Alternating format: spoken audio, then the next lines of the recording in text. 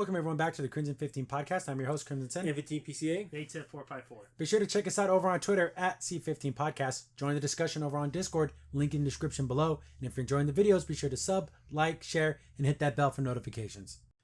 X-Men 97, I finally came back to this series because I completely forgot about it.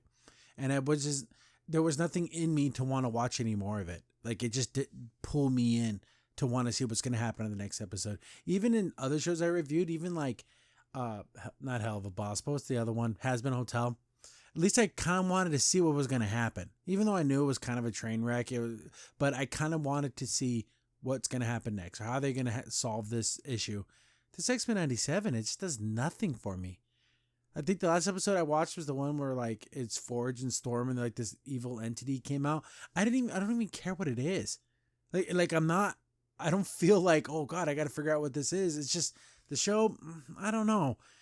This episode doesn't help that feeling. I do mini reviews too, show over on TikTok and YouTube Shorts. I usually put those out before the long reviews. So if you want my short answer about what I felt about this episode, go check those out. Long format reviews, go super long, scene for scene. Stick around. So we open up and there's like an interview with, the X-Men, because I'm sure they've done things like this before, especially with someone like Beast with Hank. He's very intelligent, super smart scientist guy. So he'd be good to talk to the public because what he looks like does not reflect what he actually is, because from a distance you would see, oh my goodness, look at this scary looking dude. But he's actually super smart. He's intelligent. He speaks super well. He is. So people are like, oh, like they would be taken back, that they would just think he'd be a growling monster. So I like putting Beast as the face because it goes to show you can't judge a book by its cover. Then they kind of interview some other people, like Jubilee just saying stupid crap. Jubilee, shut the hell up. And can he wear something? No, look at Beast. Is he wearing his uniform when he goes out and fight? No, he's wearing a suit and a tie. Could you not put on something nice, Jubilee? Anyways, they start talking to Scott because he's like the de facto leader. And it's set this whole like voiceover where it's like, oh, is this reporter lady a good guy or a bad guy? She kind of plays a bad guy, but like in a news, sensationalized media kind of way. But I guess Genosha is going to be part of the UN. The UN's awful. Anyone just look up the UN, everything they've done, they're terrible. You don't want to be part of the UN. It's just needs to go away. Corruption beyond measure. But they wanted some X-Men there. So they have Magneto, Rogue, and Gambit. And then because Gambit's not an idiot, you can see how Rogue is like making goo guys at freaking Magneto. It's so gross. Oh my God, it's so gross. At the very least, let's do the math. So he was alive in World War II. He was a child, maybe 10 years old. So the 40s. So 40s, 50s, 60s, 70s, 80s, 90s. So that's 50 years since this X-Men 97. So it's like 55 years. He was at least 10. He's 65 years old. At the youngest, he's 65. If he was closer, more like a teenager, he's pushing 70. Rogue is like 23 years old. You can do whatever you want. Once you turn 18, you can marry someone who's 100 years older than you. I also have the right to say that's disgusting. Oh my God, it's so gross. So they go to the island. I do like these two statues. It's super cool because like everything's based off of like Magneto and like Xavier coming together, but they had nothing to do with the governments of this. It's so weird. So it's like portrayed as like the greatest government ever, and it's just a bunch of like, oh, who's that mutant? They play a game of Guess the Mutant. There's these group of kids. I don't remember their names, but I think one's Pixie, this like little pink-haired girl. You got like this see-through guy and a couple other kids. They're in the comics. I don't know if they're part of new X-Men or young mutants or something like that, but they're prominent. They're actual main characters in the comics, like a certain comic book run, and they show them a lot. Like they go around the whole city and they just keep popping up everywhere, and it's like, what are they following them around? The Blackbird jet must be the slowest jet in the world because these kids are able to keep up with it. But after playing Guess the Mutant, they land, and so you have Madeline Pryor. She's part of this like group What the heck? Didn't it end? First of all, the Madeline Pryor whole thing, that is an arc of comic books that got covered in less than 20 minutes, and then it ends with her being a good guy here. What the heck, guys? They just completely skipped this whole entire character arc. Well, now she's like part of like this team, like to get Genosha to be part of the UN or whatever. And it's super weird. That UN lady's there, the blonde one, she's like really bitchy, but it's nice. We see Nightcrawler, and I love Nightcrawler. Gambit and Nightcrawler are my two favorite X-Men. It goes back and forth to who I like more. There is a scene in the comics, like towards the end, where it is Nightcrawler. It's one of the comic book runs, one of the most beautifully written. Oh my god, I love it so much. Wolverine and Nightcrawler on a space station. They have to kill like a master mold thing, but it's like in outer space, like near the sun. And they had to get Wolverine out there to go kill it. But Nightcrawler, as soon as he bamfs him out there, he's going to instantly die. Instantly die. And he doesn't mind. He knows because he has a faith in God and he has a very strong faith belief. And it would make me cry. And then Wolverine's like, what happened? You know, I'm going to die too, but I'll be alive. I can live longer and I'm going to be able to stop the master mold. What's going to happen to me? I've been a bad man. I've killed people. And then Nightcrawler's like, when you die, I'll be there to greet you. I'll be there too. And it's like, oh my God, that was so good. It's so beautiful. And then Nightcrawler gets him out there. Nightcrawler instantly vibrates. And he did it because he had so much faith. Oh my God, I love Nightcrawler so much. But his BAMFs look amazing in this. Oh, they look so freaking good. People don't ever say this, but they also stink like Brimstone. They stink like really stinky because he's actually going through like a hell dimension or whatever. It's super. There's a lot of lore going on with freaking Nightcrawler. So, oh my God, do not look up how Nightcrawler was born. They freaking retconned it in the comics. It's so stupid. Anyways, so he's back. He's talking to all of them, which is beautiful. And they brought him on because there's a lot of different faiths and religions. And so he's going to be one of the like religious leaders because he is a devout Catholic, like super Catholic monk. I love it. So he's showing them around and everything. We keep seeing those same 3 or 4 kids. And he's explaining how this is a great place. I do like how so Rogue is like, wow, it's as beautiful as he said it would be. And he's like, oh, the professor? Oh, no. Yeah, exactly. Yeah, let's go with that. She's talking about Magneto because she's still like freaking glazing the hell out of him. So they're having their fun little time. And then I do like how there's some music playing. And Rogue's totally into it. She's adorable. Oh, my God, she's so adorable. And then Nightcrawler's like, hey, dude, put a ring on it, man. He's like, oh, they ain't nothing for a rogue like me. He's like, dude, stop being a dumbass. Just marry the girl because obviously you love her. And it's true. Like 1000% true. Like, dude, just be together. And this whole conflict is so stupid. When we get to it, I'll talk about it. It's so incredibly dumb. Get back to the interview. And she's like, oh, so where's your baby? Wow, interview lady. Let's talk about people's children. Scott handles it in the worst possible way. Like he totally has a freak out. I do know that he's going through a lot of stuff. He basically had to give his son up to the future. Well, this is all he had to say. You know, our son was born. I want to keep him out of this. You know, he's just a baby. That's going to be an off topic for this interview. I do apologize. I want to be as cordial as possible, but my children are off this interview. I'm not going to even mention them. And I would appreciate if you don't ask about it. That would have been how you solve this whole issue. Get back. It's Wolverine and Jean, and she's trying to deal with all of her memories because we don't know when exactly she was swapped out. It was after the Phoenix Saga, but sometime before everything else had happened. So she's dealing with all that. Logan is like, hey, you know, you get to let go of the past because if you live in the past, it's going to kill you. I should know better than anyone. And she still had feelings for him, you know, so she like totally smooches him, and Wolverine does the right thing of like, hey, you know, don't even think that this never happened. Don't think about this. Go be with Scott. He's the one you love. Like, don't be with me because that's going to end badly, which is 100,000% true. We get back to the celebration on Genosha, and then we see like Sebastian Shaw and freaking White Queen are there. They know these guys are bad guys, right? The Hellfire Club. They fought them in the original series, so I didn't think these people aren't good people. Especially White Queen has kind of gone back and forth between a good guy and bad guy. Sebastian Shaw has never, ever, never been a good guy ever in any way, shape, or form. If Sebastian Shaw's in the room, you know he's the bad guy in the situation. Oh my goodness.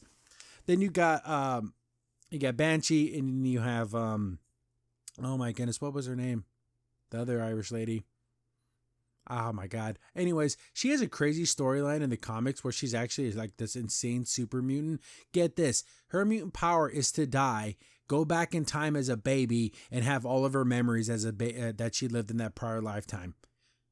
So when she's like in the womb, she has all her memories. Isn't that crazy? So she's died like 50,000 times. So that's why she's like so smart and she knows everything that's going to happen. Like she was trying to do this whole thing of trying to prevent some apocalypse type event. And she kept dying and going back, but it like ended with like the destruction of all mutants. There's so many storylines in the freaking comic books. I don't even know what the heck is real. But basically, they're like, we need to have a king, and they decided to go with like a chancellor, and they want Magneto to be it because like, hey, if Charles, like, we would want Charles to do this, but since he's not here, we're asking you because he trusts you more than anyone.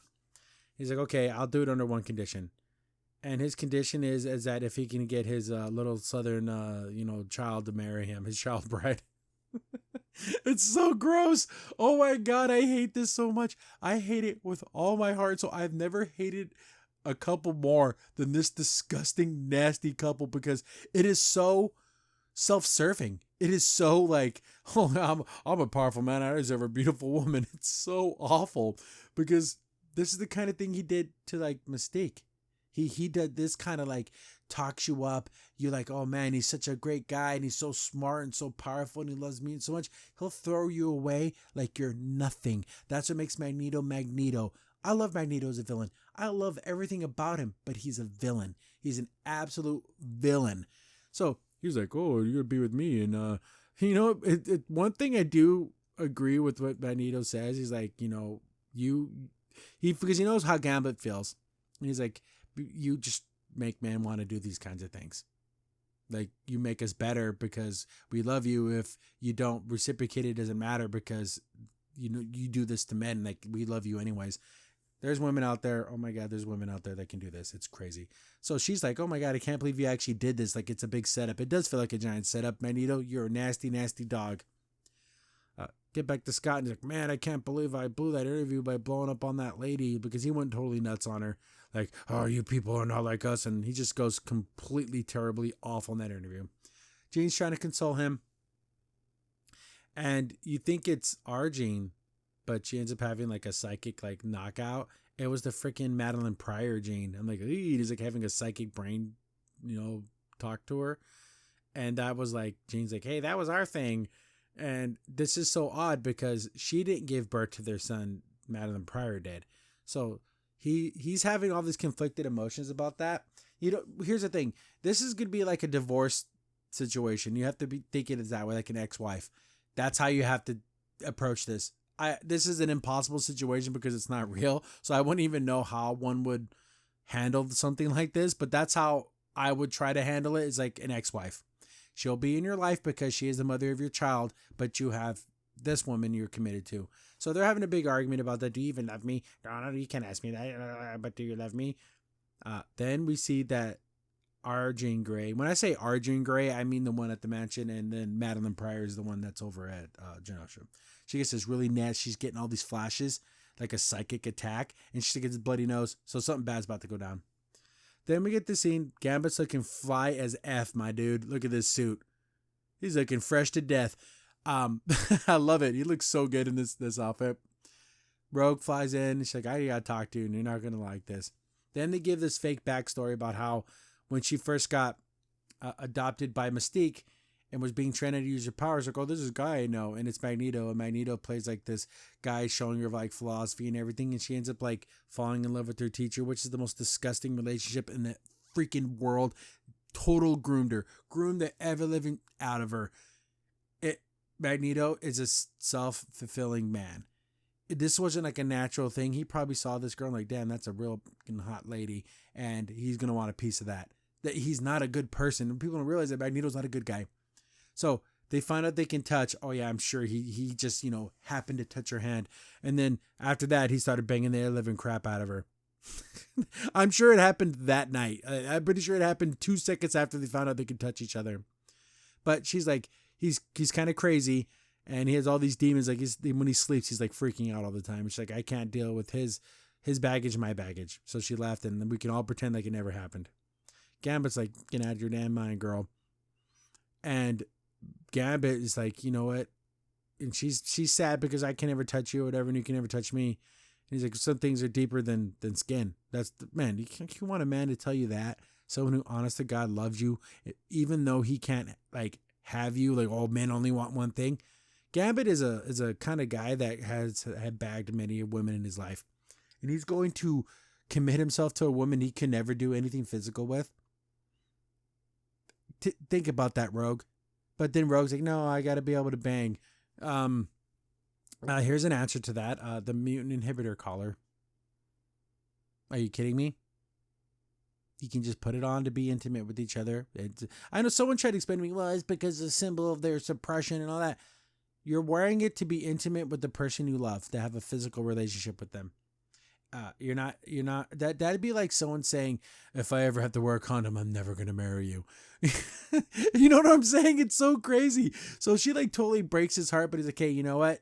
Whatever happens, I'm still going to be your friend because he still cares about her, which is nice. Freaking Gambit's a stand-up dude. Magneto's a freaking pervert. We get like the big celebration. This song sucks. I remember hearing this song like on TikTok for a while. I'm like, what the hell is this even from? It's from this? This song is awful. It's just a terrible song.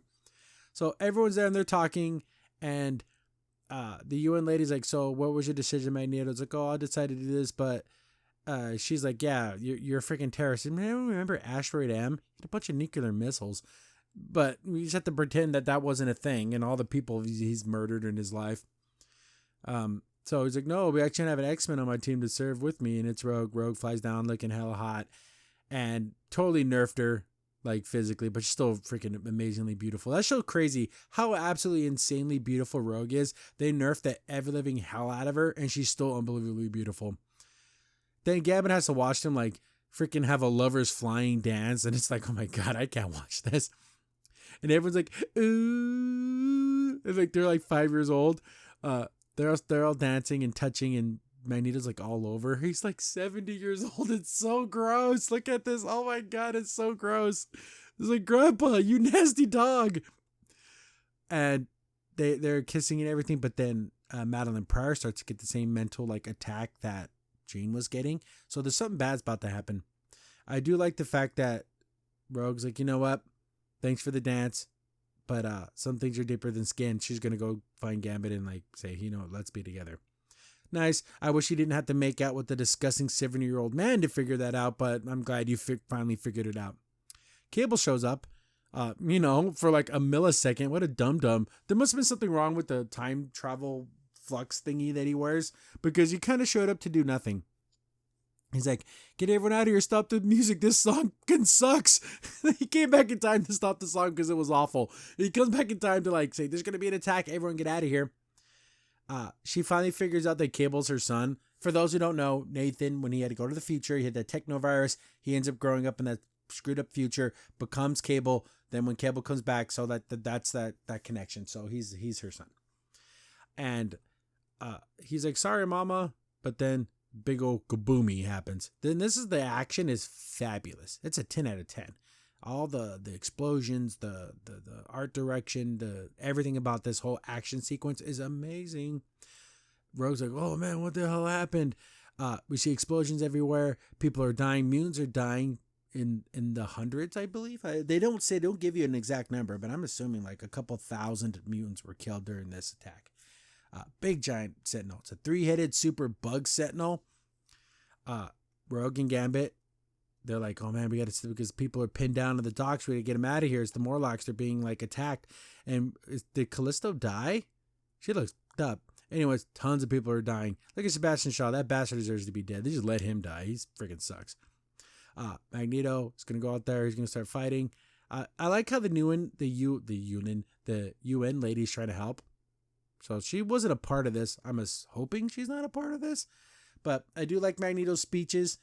Again, like everything I said about him being a bad guy and him being a piece of crap, he is. But when he talks and says things like this, he's like, we have to do everything we can. So when we look back, we can never wonder if we could have saved more.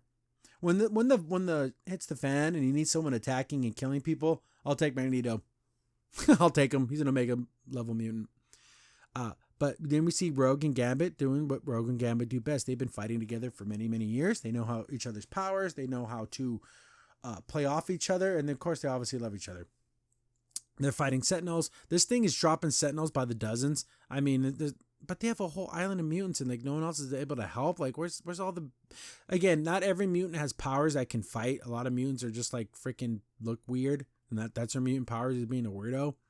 But they're fighting, they're shooting, they're knocking people around. But this thing has a freaking energy beam that's like unfreaking believable.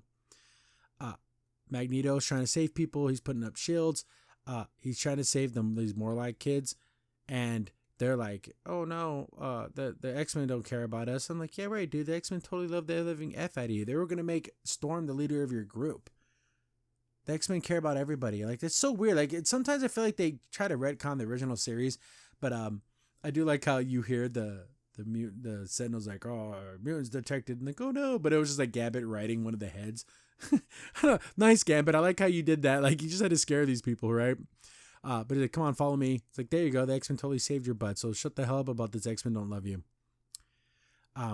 Magneto's putting up a big shield, and he's like doing the best he can. Magneto gets nerfed a little bit here. I don't know. It feels like Magneto's been gotten his butt kicked the last couple of times. Again, I said this in the last time. In a video game where like you're fighting the boss and the boss is just like unbelievable. He's wiping your team out. You can't even touch this guy, but you beat him. You unlock him, and he's a usable character, and he completely sucks. That's what they did to Magneto. Once he stopped being like the bad guy, he like, I don't know, lost all of his badassery. Rogue's like, no, but Gambit's like, you can't go over there. You can't help him because that beam is like beating down on him. Magneto puts a shield around Rogue and Gambit. Big old explosion. Rogue freaks out. Rogue's gonna fly out this thing like an idiot. You're gonna get killed. Rogue, you can fly, move around, do maneuvers. But I guess she's angry or sad or whatever, so it's like blurring her tactical vision, I suppose. Gambit's running up there and he's like talking mad crap because that's what Gambit does. Then he totally gets impaled. I'm like, oh crap, they're gonna kill Gambit.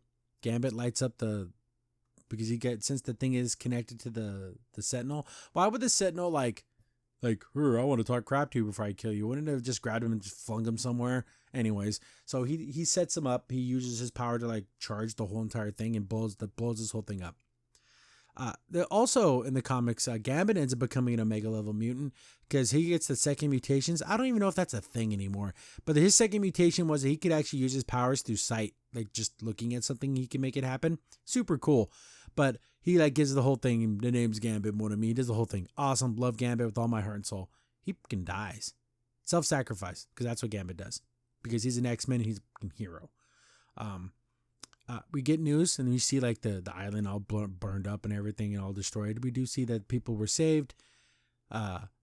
Magneto's alive, Rogue's alive. There's Rogue holding Gambit's dead body, and she's touching him, but she can't feel anything because he's dead. His life force is gone. Good job, everyone. Gambit's dead. You got horny for a 1,000-year-old man. Super disgusting. Now the person who really did love you and was going to give you everything and cared more about you than he cared about you so much he didn't even care that he couldn't physically have you. And there he is. Now he's dead. Good job, Rogue. You did it. You're the ultimate freaking person in the world. Thank you. That nasty relationship takes this episode to a 1. If it wasn't for that disgusting relationship and everything else happened the way it happened, it'd be like a 9. Honestly, it really, really would be. But I guess it's like 9 episodes or 8 episodes or something, so I'm almost done. Again, I have no desire to see what happens next. I really, really don't care. But I will finish it because I can't start something and not finish it, even if it takes me forever. But thanks for watching, guys. Again, just let me know.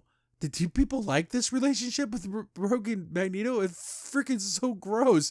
But I'll try to get through the rest of this. I do still have Tomb Raider and Amphibia and whatever new shows are popping up. There's a couple of new ones coming out that I might check out. But thanks for watching, guys. I'll catch you on the next one. Love you all. See you later. Crimson Sin here. Thanks for watching the video. Remember, liking, subscribing, sharing, and commenting on the video really helps out a lot. It gets the video spread around more people get to see the videos, and we get to make more videos for you guys. So thank you, and we appreciate every single one of you guys.